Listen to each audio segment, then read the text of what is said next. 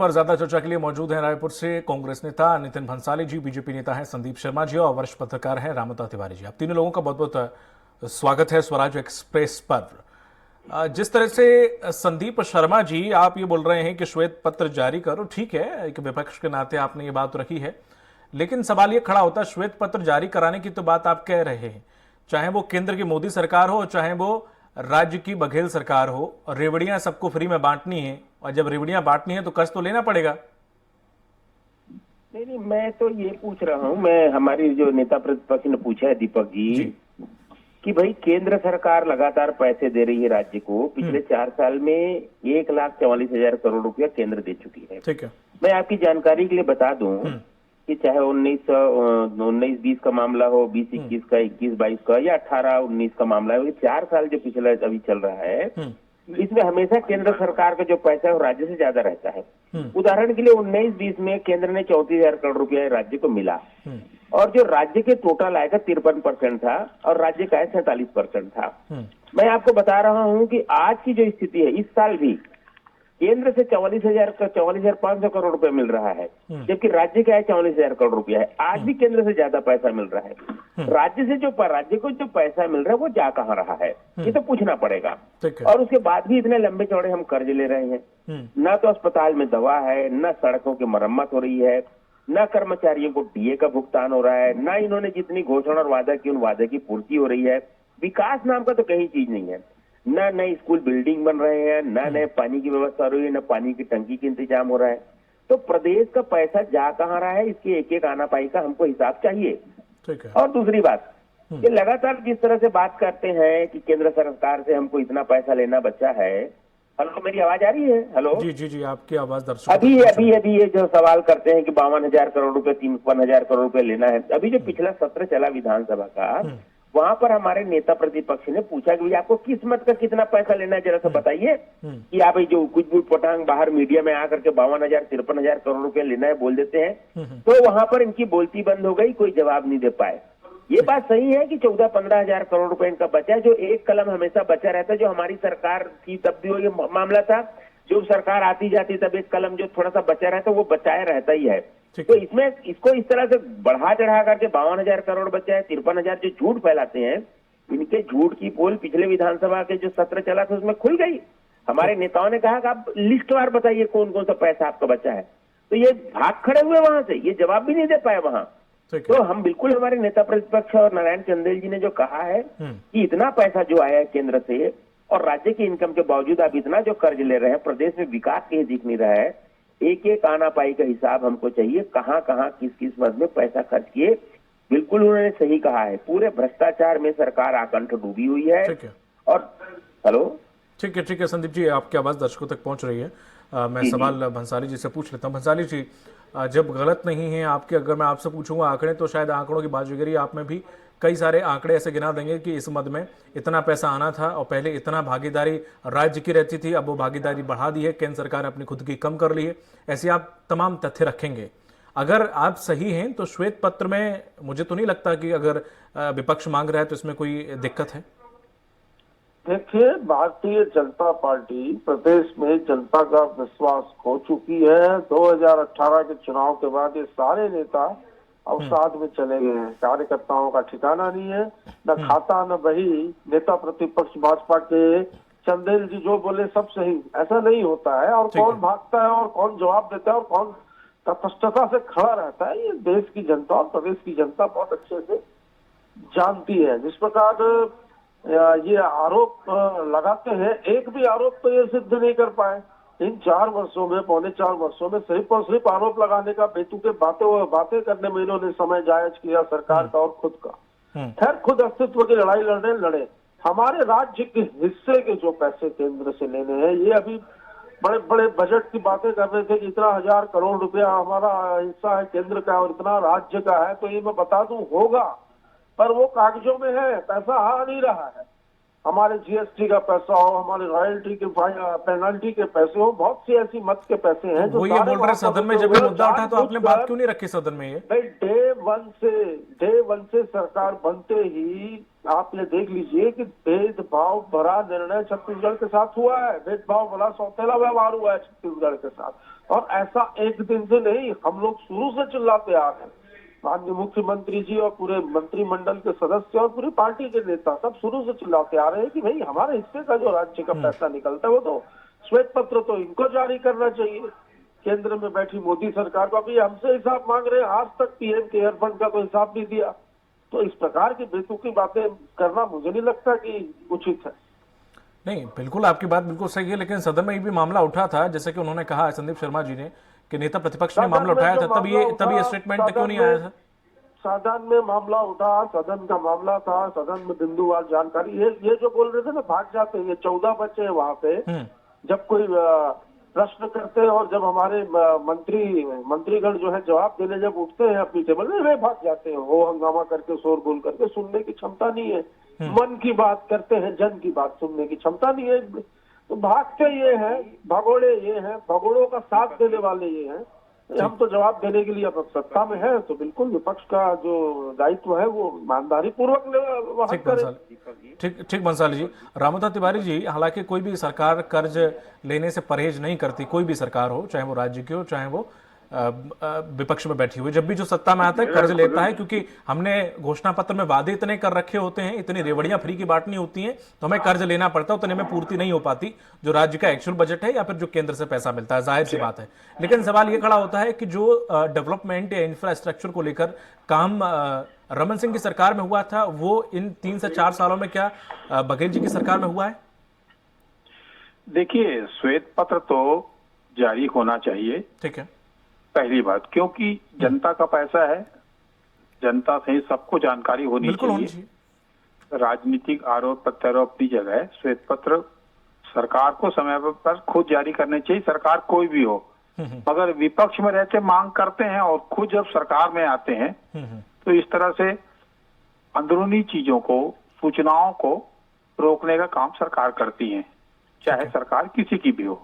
ठीक है, श्वेत पत्र जारी होनी चाहिए, पहली बात। दूसरी बात, आर्थिक स्थिति की बात है, तो आर्थिक स्थिति जो है उस सरकारों की, चाहे केंद्र हो चाहे राज्य हो, सबकी स्थिति इन दिनों कोरोना के बाद खराब हुई और सभी राज्यों ने भी अपने कर्ज बढ़ाए हैं, कर्ज सभी सरकारों के बढ़ गए हैं। बिल्कुल। उसका मेन कारण ये है कि जनता को मुफ्त में देने की जो प्रवृत्तियां बढ़ती जा रही है, उसके कारण ये चीजें लगातार कर्ज बढ़ते जा रहे हैं।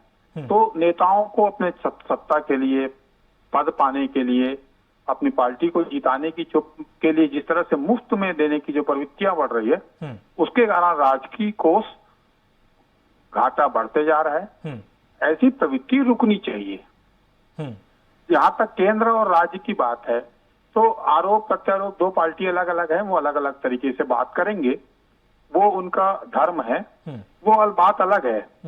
इस पर विकास के काम होनी चाहिए, विकास का मुख्य केंद्र बिंदु होना चाहिए, ये महत्वपूर्ण बात है। ठीक है, लेकिन बिल्कुल सही कहा आपने रामता तिवारी जी। संदीप जी, अभी हाल ही में जब भेंट मुलाकात कार्यक्रम के तहत मुख्यमंत्री हर विधानसभा पहुंच रहे हैं, विधानसभा में कई जगहों पर पहुंच रहे हैं, ऐसे में वो कई घोषणाएं भी कर रहे हैं, कई लोकार्पण भी कर रहे हैं और कई शिलान्यास भी कर रहे हैं। तो अगर इंफ्रास्ट्रक्चर की जो आपने बात की या डेवलपमेंट दिखाई नहीं दे रहा, तो फिर क्या वो हवाई सिर्फ लोकार्पण और शिलान्यास कर रहे हैं?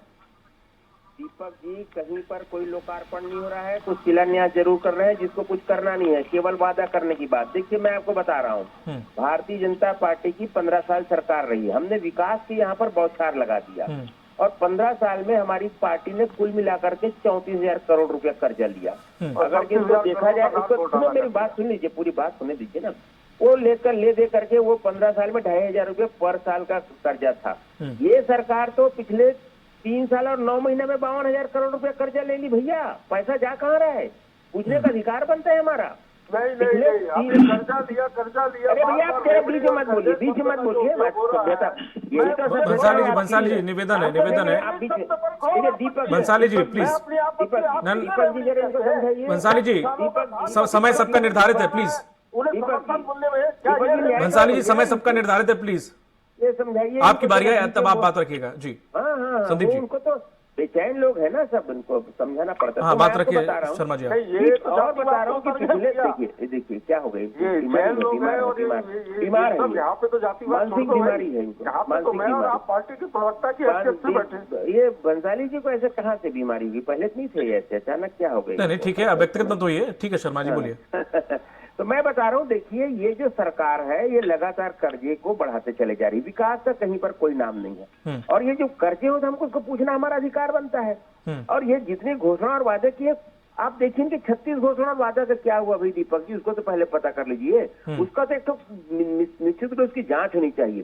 पूरे प्रदेश में कर्मचारियों को डीए नहीं मिल रहा है, पूरे लोग नाराज हैं, बेरोजगारी भत्ता किसी को मिल नहीं रहा है, सारे तरफ करप्शन की बात रही है, गोबर को बह गया बोलते हैं, किसानों को जबरदस्ती मिट्टी को टिका करके 700 करोड़ रुपए वसूलने के इन्होंने चक्र चलाया है। हर जगह कालाबाजारी हो रही है, खाद की कालाबाजारी हो रही है। 15 साल भारतीय जनता पार्टी की सरकार में किसानों को कभी खाद की कालाबाजारी नहीं देखनी पड़ी, लेकिन कांग्रेस का जो संबंध है, सुनिए एक लाइन बोलो, बंसाली जी एक मिनट, बंसाली जी बात पूरी हो जाने दीजिए। हाँ दीपक जी, ठीक है, अपना बात रखिए।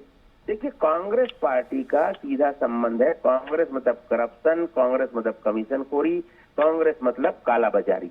ये कांग्रेस का जो डीएनए है और इसका जो गोत्र है, ये गोत्र जो क है ना, इस क गोत्र के शर्मा जी जो ट्रेनिंग दी जाती है, बंसाली जी निवेदन है, अब मैं आप ही के पास आ रहा हूँ, आप ही के पास आ रहा हूँ। शर्मा जी एक बात बताइए कि जब इन्होंने डेवलपमेंट नहीं कराया, वादे पूरे नहीं किए, लोग रोजगार के लिए तरस रहे हैं, लोग स्वास्थ्य सुविधाओं के लिए तरस रहे हैं, फिर भी जितने उपचुनाव हुए कांग्रेस आगे रही, निकाय चुनाव हुए कांग्रेस आगे, नगर पंचायत के चुनाव हुए कांग्रेस आगे रही। फिर जब इतना अविश्वास खो चुकी है जनता का कांग्रेस, तो फिर आगे चक्कर क्या है कि लेकिन ये लोग डायरेक्ट इलेक्शन करा करके देख लेते, एक कहीं पर भी बहुमत नहीं आए, हमेशा इनको लोगों के समर्थन लेना पड़ गया, पार्षद इनको खरीदना पड़ा। अगर ये सारे चुनाव जनता का डायरेक्ट कराते, इन्होंने चुनाव की पद्धति इसलिए बदली, इनको पता था कि हम चुनाव नहीं जीतेंगे, इसलिए इन्होंने पद्धति बदली और पार्षद की खरीद पर रोकी है। बहुमत पर बहुत से जगह में नहीं, पार्षदों को दबाव बना करके, सत्ता का दुरुपयोग करके ये वहां पर महापौर बनाए हैं। और इनमें दम था तो मैं तो बोलता हूँ आज रायपुर नगर निगम का चुनाव लोग करा के देख लो, अगर कहीं के डायरेक्ट इलेक्शन करा ले, भारतीय जनता पार्टी का एक साधारण कार्यकर्ता। अरे भारतीय ठीक संदीप जी, बंसाली जी को वक्त देना मुझे। देखिए मेरे पूरे समय की इन्होंने बर्बाद किया दीपक जी। ठीक है, मैं आपके पास आऊंगा शर्मा जी। बंसाली जी, जो लोग ऐसे रहते हैं इनको क्या है डिबेट में कहाँ बना दिए हो आप, मैं समझ नहीं। ठीक है शर्मा जी, ठीक है। बंसाली जी को मैं काफी उत्सुकता हो रही है। बंसाली जी, मैं बीच में ऐसे डिस्टर्ब करूंगा कैसे लगेगा उनको? मैं नहीं रोकूंगा। अरे छोटे बच्चों की तरह आप लोग कर रहे हैं भाई। देखो मैं मानसिक बीमार नहीं हूँ, दोनों ही राष्ट्रीय पार्टी के प्रवक्ता हो, प्लीज। आप तो इसलिए चुनौती दे रहे हो कि आपके पास जवाब नहीं है तो आप क्या? बंसाली जी, नहीं करूंगा डिस्टर्ब। ठीक है। शर्मा जी आप वरिष्ठ हैं, थोड़ा सा धैर्य रखिए प्लीज। बंसाली जी, जिस तरह से रामता तिवारी जी ने भी कहा कि श्वेत पत्र जारी सरकार को खुद करना चाहिए, अगर विपक्ष मांग रख रखा है तो आपको श्वेत पत्र जारी करने में पहली बात तो दिक्कत क्या है? एक तो जब आपसे सवाल पूछो बीजेपी और कांग्रेस, आप लोग इतने आंकड़े गिनाते हो कि इतना दिया इतना लिया, जनता वैसे कंफ्यूज है कि किसने कितना दिया और कितना लिया, तो इसको स्थिति को स्पष्ट क्यों नहीं करना चाहते आप? उल्टा चोर कोतवाल को डांटे। जनता की अदालत में जब जाएंगे ना तब सारे फैसले हो जाएंगे। दीपक जी इनको पूछिए, ये कहते हैं अभी बार बार बात हो रही थी कर्जा लिया, चलिए मैं एक्सेप्ट करता हूँ कर्जा लिया, तो कर्जा किसके लिए लिया? इस प्रदेश के किसान के लिए, इस प्रदेश के मजदूर के लिए, इस प्रदेश की आर्थिक व्यवस्था को ठीक करने के लिए। ठीक है बंसाली जी, मैं यही 1 मिनट आपको रोकना चाहूंगा। 1 मिनट का समय मुझे दीजिए। आपने कहा कि आपने कर्जा किसके लिए लिया? बंसाली जी प्लीज। बंसाली जी, आपने कर्जा लिया, आपने जो वादे किए उन्हें पूरा करने के लिए, ठीक है आपने कर्जा लिया, आप और भी लेंगे और आप लेते रहिए, कोई दिक्कत नहीं है। आप वो कर्जा जो आप उसका ब्याज देंगे वो तो एक आम नागरिक की जेब से, तो आप जो आम नागरिक है, आप ये तो निचले स्तर पे जो वर्ग है उसको दे रहे हैं, और जो आम नागरिक है उसके टैक्स से तो उसका पैसा भरेंगे, आप तो ले लेंगे कर्ज। ठीक है, समझ में आता है। आपके मंत्रियों की सैलरी में से कुछ नहीं कटेगा, सब कुछ आप भी डिसाइड कर लेंगे। नहीं बताइए ना, वो तो आम जनता का पैसा हुआ ना सर। आप वो टैक्स में भरेंगे, आप ब्याज में भरेंगे, आप वो इंटरेस्ट में। नहीं, आप जिस प्रदेश की जीडीपी का अध्ययन करके बैठिए और बीजेपी वालों को भी करवाइए। नहीं, मुझे अध्ययन करने की जरूरत नहीं है सर, अध्ययन मुझे करने की जरूरत नहीं है सर। आप श्वेत पत्र की बात हो रही है, मैं तो सिंपल सी बात कर रहा हूँ। आप बोल रहे हैं कर्ज लिया है, आपने लिया होगा। देखिएगा ऑटोमोबाइल सेक्टर, सोना चांदी कपड़े के व्यवसाय में देखिएगा कितना व्यवसाय हुआ, कितना व्यापारियों को और जो किसानों के खातों में, किसानों के जेब में जो पैसा जा रहा है वो पैसा मार्केट में आता है और मार्केट में आने से निश्चित तौर पर जीडीपी। शर्मा जी बोलने दीजिए उन्हें, वक्त उनका है। जी बंसाली जी। जी लगातार ये आरोप लगाना कि कर्ज लिया है, तो भैया कर्ज इन्होंने नहीं लिया है। 2.5 लाख करोड़ रुपए गुजरात सरकार के ऊपर कर्ज है, बताइए। चलिए प्रश्न करता हूँ, जवाब मुझे। 2.5 लाख करोड़ रुपए कर्ज है गुजरात सरकार के ऊपर। किसकी सरकार है वो? हर सरकारें अपनी आवश्यकता। ऐसे तो मध्य प्रदेश में सरकार ने भी लिया है सर, हम बात छत्तीसगढ़ की कर रहे हैं। जो आर्थिक स्थितियां बिगड़ी हैं कोरोना काल में, जो पूरी जीवन की पटरी आप जान रहे दीपक जी, जो रुकी हुई थी, उस वजह से काफी चीजों में थोड़ा सा विलंब हुआ है। पर ये सरकार ने जो कहा है वो किया है। देखिए कि अभी बिजली बिल हाफ का लाभ तो ये संदीप शर्मा जी भी ले रहे हैं, भाजपा के नेता भी ले रहे हैं, किसानों। शर्मा जी मैं आपके पास लौट रहा हूँ, पहले रामता तिवारी जी के पास जाऊंगा, समय सबका निश्चित है। भी करते हैं, मैं आपके पास आऊंगा। छोटे भूखंडों की रजिस्ट्रियां हो रही है भाई, सारे वादे पूरे हो रहे। लघु वनोपज की खरीदियां शुरू हो गई। 65 प्रकार की, पहले 7 प्रकार की होती थी, अब 65 प्रकार की लघु वनोपज की खरीदी हो रही है। तो ये सब क्या विकास नहीं है? कल माननीय मुख्यमंत्री जी ने बैठकर पूरे साल भर का रोड मैप बना दिया PWD का। आप देखिएगा सड़कों की स्थिति, ये कह रहे थे कि सड़कों पे काम नहीं हो रहा, पूरा काम हो रहा सड़क विभाग में भी। अभी उसकी समीक्षा भी माननीय मुख्यमंत्री जी ने की और देखिएगा उसके रिजल्ट मिलेंगे। भेंट मुलाकात कार्यक्रम में जहां पर जो चीजें कम ज्यादा लगी है उसको खुद मॉनिटर करते हैं। ठीक है। रामता तिवारी जी, जब बंसाली जी से मैंने एक सवाल पूछा कि आप कर्ज ले रहे हैं, उसका ब्याज ही इतना जाता है, कोई भी सरकार हो, किसी भी प्रदेश की सरकार हो, मैं तो कह रहा हूं मध्य प्रदेश क्यों, मध्य प्रदेश में यही हाल है। फिर जो टैक्स, उसका जो ब्याज भरना पड़ता है, जो इंटरेस्ट भरना पड़ता है, फिर वो चीजों में टैक्स के रूप में बढ़ा के आम जनता से वसूला जाता है। मैं गलत हूं या सही हूं, आप बताइए। आप सही हैं कि जो कर्ज ले रहे हैं उसको वित्तीय स्थिति को नियंत्रण देखते हुए कर्ज लेना चाहिए, पहली बात। दूसरा, सरकारें जो आत्मनिर्भर होने के लिए, अपने आय के स्रोत तैयार करने के लिए, उस दिशा में सरकारें काम नहीं करती हैं। क्यों ना सरकार अपनी आर्थिक स्थिति मजबूत रखे। आखिर जी इतना ब्याज देने के बाद सरकार को इतना ज्यादा से ज्यादा ब्याज से विकास के काम ठप होते हैं। बिल्कुल। तो ब्याज की प्रक्रिया को कम करते हुए अपने संसाधनों से अपने आर्थिक स्थिति मजबूत करने की दिशा में सरकार अगर काम करे तो ये संतुलन की स्थिति बनी रहती है। तो ये वाद विवाद की स्थिति नहीं बनेगी और विकास निरंतर होते रहेंगे। कर्ज लेना किसी सरकार की प्रगति की एक निशानी मानी जाती है। एकदम जरूरत से ज्यादा कर्ज और फालतू कर्ज अगर आप ले रहे हैं तो ज्यादा दिक्कतदायक है, या उसका राशि का दुरुपयोग हो रहा है या गलत नियत से लिया गया या उसमें भ्रष्टाचार हो रहा है, तो ये स्थितियां खराब होती हैं। ठीक है। कर्ज का नियंत्रण हो, कर्ज कितना ले, कर्ज का सदुपयोग हो जनता के हित में, इस दिशा में काम सरकारें करें तो ज्यादा फायदेमंद होगा। ठीक है। शर्मा जी, जिस तरह से आप कह रहे थे इतना कर्ज लिया आपकी सरकारों पे, हालांकि मुझे अन्य प्रदेशों से कोई मतलब नहीं, छत्तीसगढ़ की डिबेट है, वरना मैं आंकड़े रख सकता था। लेकिन सवाल ये खड़ा होता है, जब इतने कर्ज में अगर वो कर्ज ले रही है, सरकार चुका रही है कर्ज, अगर देश की आर्थिक स्थिति के लिए उन्हें कर्ज लेना पड़ रहा है, तो हर्ज क्या है इसमें? दीपक जी 7,000 करोड़ रुपया ब्याज अब इनको हर साल पटाना पड़ेगा। ब्याज ही इतना बड़ा रकम हो गया राज्य का, इसको समझ लीजिए। और समझ लीजिए कि जिस सरकार को, जिस सरकार नहीं लिया था क्या? नहीं, देखो फिर पीछे मत बोलो यार, आप पीछे मत बोलो, ये बहुत गंदा आदत है आपका। आप मुझको बोलने दीजिए, बहुत गंदी बात करते। नहीं, आप पीछे मत बोलिए प्लीज। कर्ज लेना है, लेकिन ऐसा नहीं कि हम तो 15 साल में जो है 34,000 करोड़ रुपये लिए, और आप तो जो है मात्र 4 साल में ले लिए इतना कर्जा। 4 साल में जितना ले लिया उसका फिर इस बारे में हम आपको क्या बोलेंगे, ये बहुत कठिन बात है। नहीं, आप देखो, देखिए दीपक जी, ये इनको समझाइए। बंसाली जी,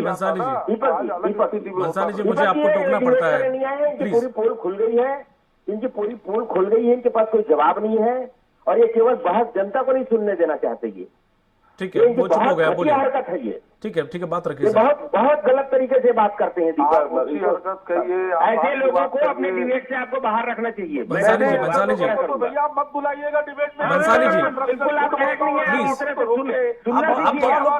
आप दोनों लोग कितने वरिष्ठ होने के बावजूद भी इस तरह से लड़ रहे हैं। यदि ये करेंगे चुप रहिए। मैं आपकी डिबेट को बंसाली जी बीच में छोड़ने के लिए तैयार हूँ। बंसाली जी, देखिए बंसाली जी, पहली बात स्वराज एक्सप्रेस आपको बोलने का और अपनी बात रखने का अधिकार देता है। अगर आप डिबेट छोड़ के जाएंगे तो इसमें आप ही का लॉस है, क्योंकि विपक्ष अपनी बात रखेगा, आप अपनी बात रख नहीं पाएंगे। तो प्लीज भंसाली जी, मैं आप इसके बाद आप पर ही आ रहा हूं, आप बात रख लीजिएगा, समय है मेरे पास अभी 4 से 5 मिनट हैं अभी। जी शर्मा जी। नहीं देखिए आपको बोल रहा हूँ, ये जो बीच में बोलने ठीक का है, जो है, अब समय जाया मत करिए शर्मा जी, समय कम है। देखिए मैं बोल रहा हूँ, इनसे जब ये जो किसान का कर्जा की बात कर रहे हैं, अभी जब सदन में पूछा गया कि ये जो कर्जे की बात करते हैं और आपने किसानों के लिए कितना खर्चा किया, और केंद्र ने जो चावल खरीद की उसमें केंद्र ने कितना दिया और आपने कितना दिया उसमें, तब इनका सदन का जवाब है, लिखित जवाब है कि केंद्र सरकार ने जो 52,000 करोड़ रुपया दिया और हमने 11,000 करोड़ रुपया इसमें दिया है। इनका सदन का लिखित जवाब है साहब। तो ये पता चलता है कि किसानों को कितना पैसा नरेंद्र मोदी जी ने दिया और कितना पैसा भूपेश बघेल जी ने दिया, और उसके बावजूद इनका 52,000 करोड़ का कर्जा, जब आपके 12,000 करोड़ रुपए किसानों को दिया है, तो 52,000 करोड़ क्यों? और जो केंद्र से आपको 1,40,000 करोड़ रुपया मिला है, उसके बावजूद आप कर्ज क्यों ले रहे हैं? विकास नाम का कहीं कोई चीज नहीं है। अस्पतालों का इनके जो मंत्री है, स्वास्थ्य मंत्री, उनकी स्थिति देखिए, वो कैसे जवाब देते हैं। न तो अस्पताल में दवाएं हैं, न कुछ नहीं है, न मरीजों की एम्बुलेंस है।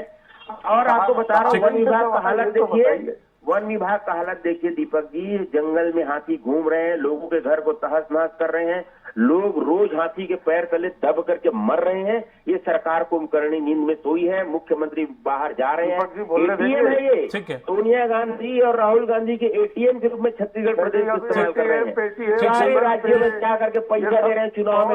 शर्मा जी ठीक है, अब बंसाली जी की जी आप बंसाली जी आप बात रख सकते चुप रहना सीखे यार, क्या आप गंद मचा रखे हो यार। अरे बड़े भाई है, आपसे नहीं लड़ूंगा, छोटे भाई हो यार, कैसे छोटा भाई, समझ नहीं आ रहा है। अरे ठीक है, बड़े भाई छोटे भाई का अगर हो गया तो बंसाली जी आप अपना समय व्यस्त कर, छोटे भाई कैसे शिक्षा नहीं दिया था, वे कर रहे हैं, तुम बीच में बोलो, चुप रहना सीखो, आपको बड़े होने तो चुप रहना सीखो यार, छोटे भाई हो, छोटे से रहो यार थोड़ा सा है। तो मैं बता रहा हूँ, पूरे प्रदेश की हालत जिस तरह से मचा रखी है, सड़कों की हालत देखिए क्या हालत है। हमने कल भी ट्रेंड किया था कि छत्तीसगढ़ के सड़क डबरा है और हमारा मुख्यमंत्री लबरा है, पूरा इतना ट्रेंड किया है देखिए, पूरा ये उल्टा हो गया था, ये भाजपा के लिए था वैसे, कुछ नहीं है, कुछ नहीं है, देश की हालत परेशान है और नरेंद्र मोदी लबरा है वाला कुछ सीन बन रहा है। ठीक है, चूंकि समय 2 मिनट का बचा हुआ मेरे पास अतिरिक्त। सुन लीजिए शर्मा जी मैं आपको अब यही रोकना चाहूंगा, आपको पर्याप्त समय दिया। बंसाली जी मैं बोलने नहीं दे रहा हूँ, नितिन सुन लो भाई, सुन ले। देखो अभी क्या हुआ, उस दिन इनके मंत्री को टूटा फूटा सड़क दिखा करके जनता ने पूछा, भैया एक सड़क टूट गई है तो कब बनवाओगे? मंत्री जी ने क्या कहा दीपक जी, अरे ऐसी सड़कों से दुर्घटना नहीं होती, ये सड़क ठीक चले, उन्होंने बताइए, जिससे वाहन धीरे चलते हैं, बिल्कुल ये स्टेटमेंट आया था सामने। ये ठीक है भैया, बताइए। और बिल्कुल संदीप जी आया था, ये दोनों स्टेटमेंट बिल्कुल आए थे, मुझे भी पता है जी। बंसाली जी अब आप बात रखिए। भाई साहब, अरे छोटे भाई सुन लो यार, बड़े भाई कुछ बात बोलते हैं, कोई झूठ बोलते हैं। ठीक है बंसाली जी आप बात रखिए। शर्मा जी आप रख लो बंसाली जी, नितिन भाई चलो रोको बात अपना, है ना। इन्होंने बोली 2-3 चीजें। एक चीज इन्होंने बोली कि हाथी के पैर के नीचे दब के प्रदेश में लोग मर रहे हैं, तो मैं बता दूं 15 वर्षों में जल जंगल और जमीन का बेतहाशा दोहन किसने किया? ये हाथी जंगलों से निकल के शहरों तक इनकी वजह से पहुंचे, ये इसको मानने को ये तैयार नहीं होंगे।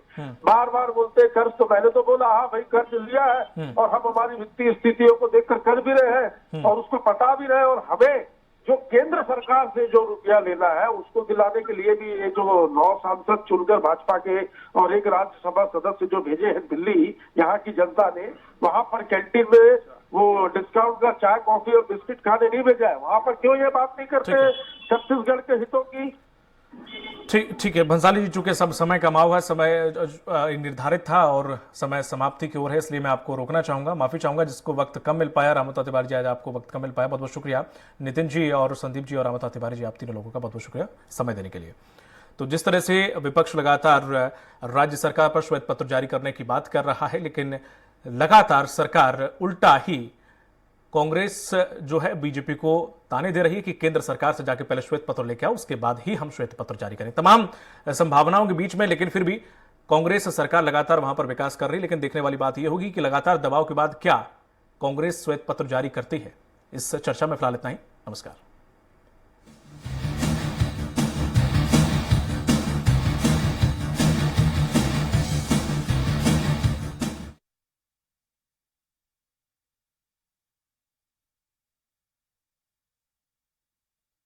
छत्तीसगढ़ की हर छोटी बड़ी खबर से अपडेट रहने के लिए सब्सक्राइब कीजिए CG स्वराज।